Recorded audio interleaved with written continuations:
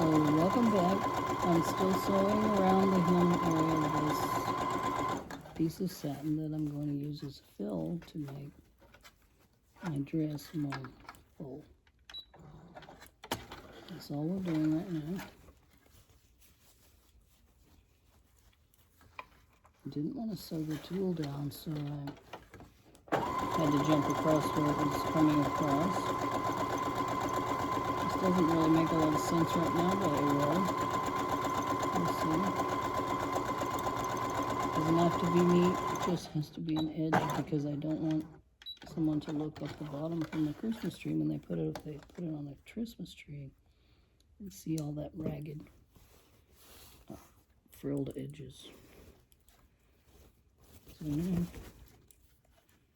here is what we have. So what we have is this right here. So I put a hem, just a very basic hem. I didn't even measure it or anything. It's not important. I have a hole here. That will be where my comb will come through. And I made it into a wedge. Okay, so that doesn't matter. Okay, so we'll go back over to the angel now and I'll show you what we're going to do. Be right back.